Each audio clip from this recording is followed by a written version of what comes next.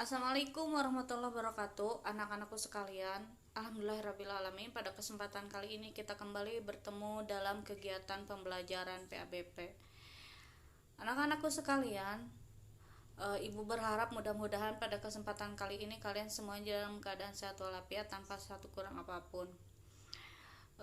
Juga ibu mengingatkan tetap jaga protokol kesehatan, tetap banyak berdoa kepada Allah. Jangan lupa makan juga yang baik-baik. Anak-anakku sekalian, pada kesempatan kali ini ibu akan menyampaikan materi zakat. Baik, berikutnya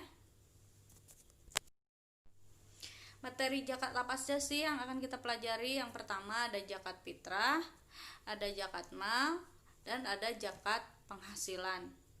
Nah, juga akan dibahas tentang pengertian, tentang dasar hukum, tentang ketentuan dari zakat itu sendiri, baik itu mustahiknya ataupun jumlah dalam zakat itu sendiri. Baik, berikutnya.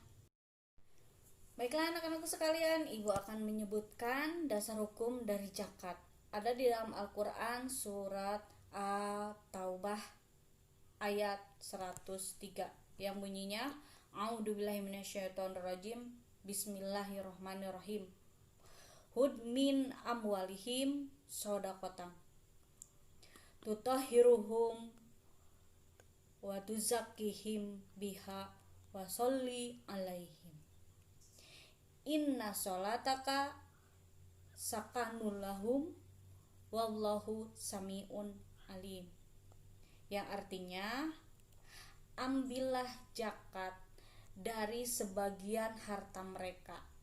Dengan zakat itu kamu membersihkan dan mensucikannya, dan doakanlah mereka.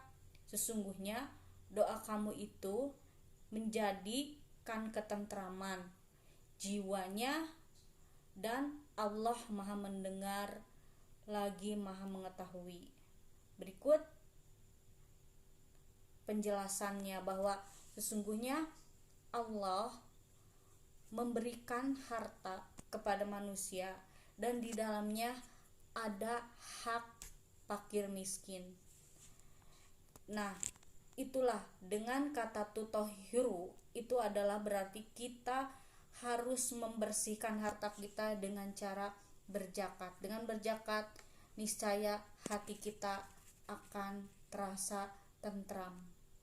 Nah, maka dari itu pentingnya kita berzakat. Anak-anakku sekalian, berikutnya ada pengertian zakat fitrah, zakat mal, dan zakat profesi. Zakat fitrah secara bahasa berarti mensucikan. Artinya bahwa manusia diharuskan mensucikan hartanya dari yang bukan haknya. Ketika zakat fitrah maka dilakukan pada bulan Ramadan sampai menjelang Idul Fitri sebagai penyempurna dari puasa kita. Yang berikutnya zakat mal. Zakat mal ini berarti kita mengeluarkan sebagian harta yang bukan menjadi hak kita. Dengan zakat berarti bersihlah harta kita. Berikutnya ada zakat profesi. Zakat profesi adalah zakat yang dilakukan apabila harta atau penghasilan kita, penghasilan orang tua kalian mungkin ya, yang sudah mencapai nisab atau ketentuan sehingga wajib dikeluarkan. Nah, berikutnya mari kita dengarkan penjelasan syarat-syarat muzaki. Yang pertama, dia beragama Islam, hidup pada masa bulan Ramadan kalau dia zakat fitrah ya, terus dia mampu membayar zakat.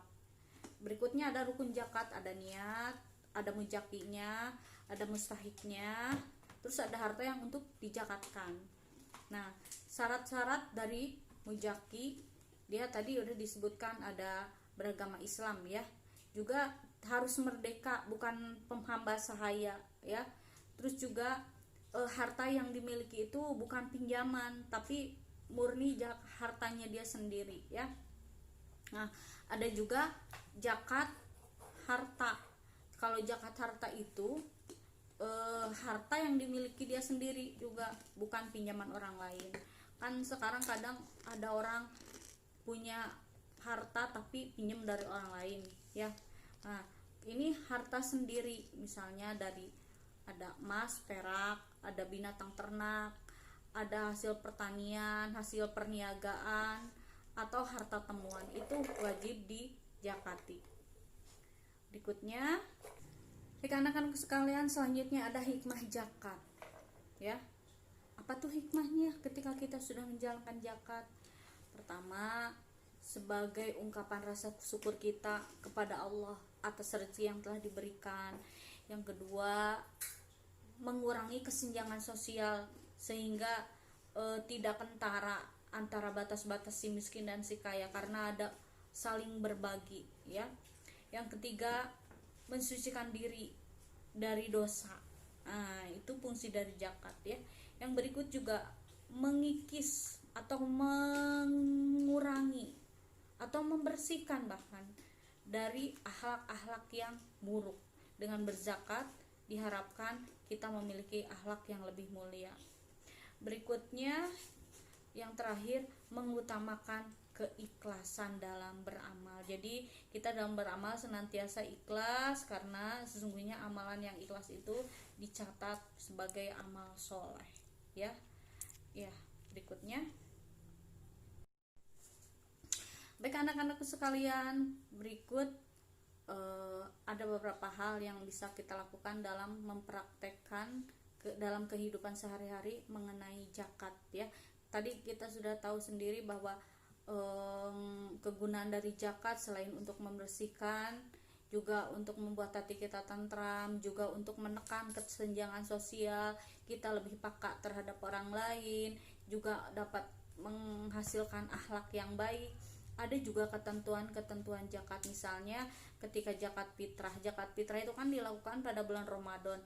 Itu bisa berupa beras ataupun uang. Kalau beras sekitaran 3,5 liter atau 2,7 kilogram ya. Itu nanti bisa juga diuangkan kalau diuangkan berapa.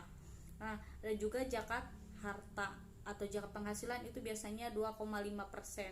Nah, itu juga kalau sudah mencapai nisab. Nah, berikutnya juga ada ketentuan hewan ternak dan sebagainya. Nanti kalian bisa lihat ketentuan lebih jelasnya di buku ya, dari halaman 60 sampai 75. Silakan kalian baca baik-baik ya. Nah, anak-anakku sekalian, demikianlah yang dapat Ibu sampaikan sedikit materi tentang zakat. Untuk lebih jelasnya, silahkan kalian baca baik-baik di buku. Boleh juga kalian mencari sumber informasi dari internet, dari buku-buku lain, untuk melengkapi pemahaman atau hafalan kalian tentang zakat. Terima kasih Ibu ucapkan atas segala perhatiannya. Mudah-mudahan semuanya bermanfaat dan menjadi amal soleh kita. Ibu titip pesan, tetap jaga protokol kesehatan, tetap makan makanan yang bergizi, jangan lupa berdoa, dan terakhir jangan lupa juga bantu orang tua. Jangan lupa yang terakhir juga banyak belajar obat ujian. Demikianlah pembelajaran hari ini. Kita tutup dengan baca hamdalah. Alhamdulillahirabbil alamin. Assalamualaikum warahmatullahi wabarakatuh.